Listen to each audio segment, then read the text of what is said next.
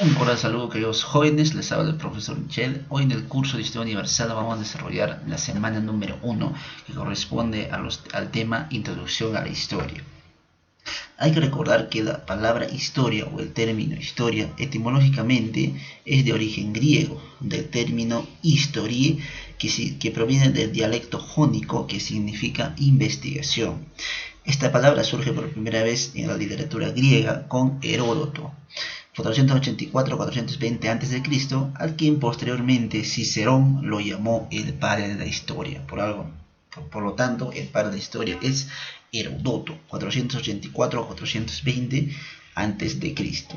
Ahora, ¿qué es la historia?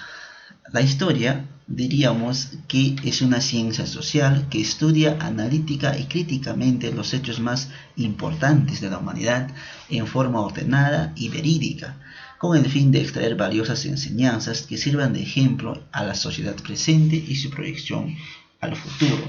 Entonces, en resumen, es una ciencia social que investiga el acontecer humano en el tiempo, o es la ciencia que estudia a los hombres en el tiempo. ¿Ya?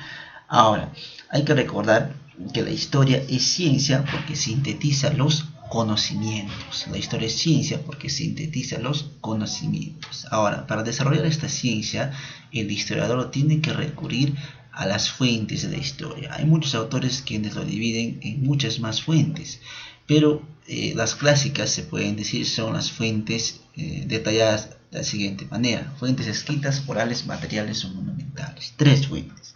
¿Ya? Ahora, estas tres fuentes escritas, por ejemplo, se llaman así, o a las fuentes, a los vestigios, huellas o señales que han dejado los hombres y pueblos y que sirven para reconstruir su historia.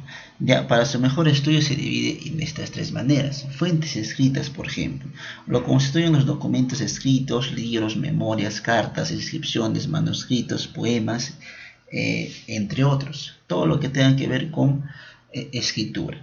Fuentes orales son aquellos que se han transmitido de generación en generación a modo de relatos, cuentos, mitos, leyendas, cantos, y generalmente son tradicionales. Luego están las fuentes materiales o monumentales, están representados por todos los restos arquitectónicos, además utensilios, vestidos, cerámica, obras de arte, instrumentos, películas, grabaciones, por ejemplo, que también están en un CD. Ya, todo eso serían fuentes materiales o monumentales. ¿Ya? Entonces el historiador tiene que recurrir a estas fuentes para desarrollar esta ciencia. Ahora, aparte de recurrir a las fuentes, el historiador se apoya en ciencias y disciplinas auxiliares de la historia. ¿Ya? Estas ciencias son de la siguiente manera. Por ejemplo, la geografía estudia al hombre y su medio ambiente. ¿Ya? Todo lo que tenga que ver entre la interrelación entre el hombre y su medio ambiente y su espacio geográfico. La antropología es la ciencia social es la ciencia que se encarga del estudio del hombre como ser social. La arqueología, que es la base de la historia, estudia todos los restos dejados por el hombre. Y la economía es la ciencia que se encarga del estudio de la atribución de los recursos escasos. Ya, esas serían las ciencias. Disciplinas, por ejemplo, la filatelia es la disciplina que estudia las estampillas. Ya, filatelia, estampillas. Paleografía, manuscritos antiguos. Cronología sería pues ubicación de los hechos históricos en el tiempo. Heráldica, emblemas y escudos. Sigilografía estaría pues los sellos. ¿Ya? Hay que recordar entonces estas 15 disciplinas auxiliares que suele venir en los exámenes de admisión.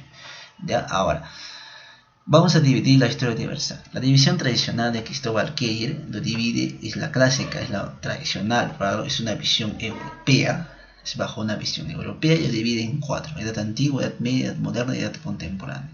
En la edad antigua comprende desde los 5000 años antes de Cristo, cuando se inventa la escritura en Mesopotamia, y culmina en el año 476 después de Cristo con la caída de Roma occidental por las invasiones bárbaras. ¿Ya? 476, inmediatamente después se inicia la Edad Media, 476 después de Cristo hasta el año 1453 después de Cristo, con la caída de Constantinopla por los turcos otomanos, o también caída del Imperio Romano de Oriente o del Imperio Bizantino o Bizancio. Inicia la Edad Moderna con ese año mismo, 1453 d.C., y se prolonga hasta 1789, en que se inicia la Revolución Francesa, caída de Luis XVI, toma de Bastilla. Edad contemporánea se inicia el año de 1789 con la Revolución Francesa y se prolonga hasta nuestros días. Ya, eso es una división tradicional bajo una visión europea. Pero hay otras divisiones, por ejemplo la división de Lewis Morgan. Lewis Morgan también hace una división de la historia universal y que lo detalla de la siguiente manera. Este antropólogo lo detalla en salvajismo, barbarie y civilización. Salvajismo se refiere a donde destaca la caza, la pesca y la recolección y el hombre se organiza en bandas. Barbarie es el desarrollo de la agricultura y la ganadería, y la civilización se desarrolla en las sociedades civilizadas como Egipto, Mesopotamia y posteriormente Grecia y Roma. Eso es bajo el antropólogo Lewis Morgan, pero hay la periodificación de Gordon Childe. Divide la historia a través de grandes revoluciones. Revolución neolítica, urbana e industrial. En la revolución neolítica se caracteriza por la agricultura, ganadería y el sedentarismo. Revolución urbana surgen las primeras civilizaciones y la revolución industrial se desarrolla la era de la máquina y la era de la industria. ¿Ya? Ahora, esas divisiones también hay una división que es la división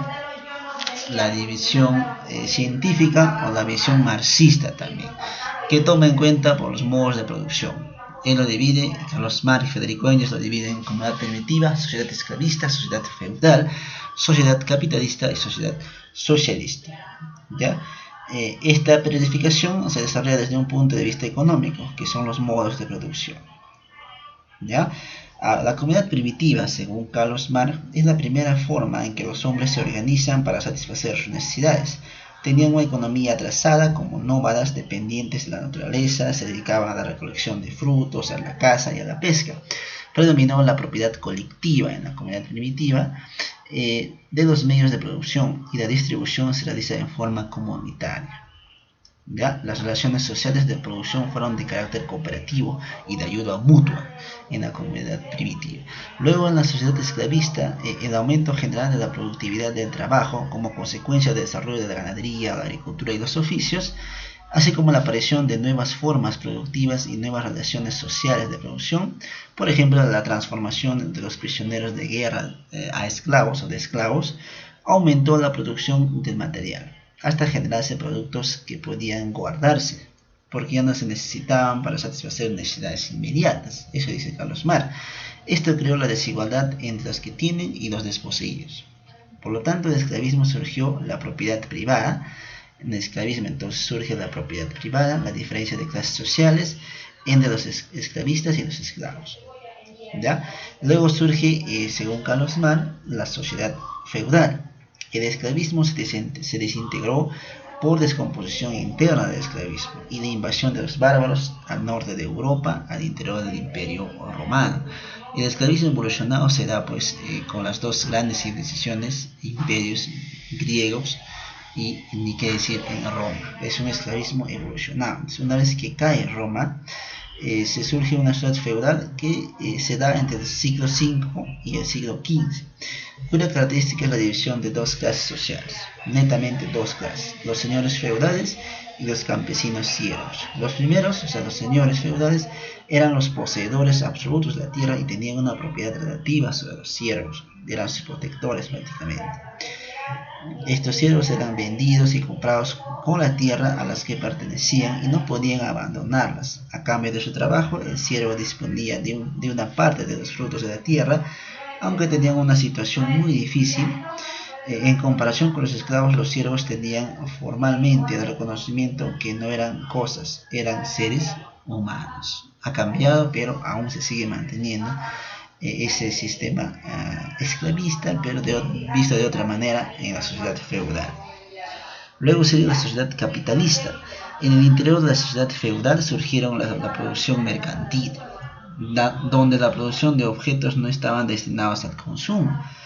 sino a su venta en los mercados. Esta producción se basaba en la propiedad privada de los medios de producción y en el trabajo personal que generó la diferenciación entre pobres y ricos. En este nuevo sistema económico surgió la burguesía. Ya surge la burguesía poseedora de nuevos medios de producción entre manufacturas y fábricas, donde trabajaban los obreros asalariados que venden su fuerza de trabajo. Según Carlos Marx, esto era la secuencia de toda sociedad y que todos debíamos llegar a la sociedad socialista. En oposición al capitalismo, la sociedad socialista, surge el planteamiento justamente de Carlos Marx y Federico Engels, señalando que la propiedad privada es la fuente de enriquecimiento de la clase propietaria, a costa del trabajo de las masas desposeídas, y determina la división de la sociedad en clases antagónicas. ¿Ya? Entonces, esta división socialista es lo que también plantea Federico Engels y Carlos Marx. ¿Ya? Entonces, lo que hemos visto es eso: definición de historia, ciencias y disciplinas auxiliares, y periodificación de las 4 maneras. División tradicional, que suele venir mucho en el examen de admisión, división de Lewis Morgan, Gordon Chile, y la división científica o marxista. Jóvenes, esta sería la primera semana del curso de Historia Universal.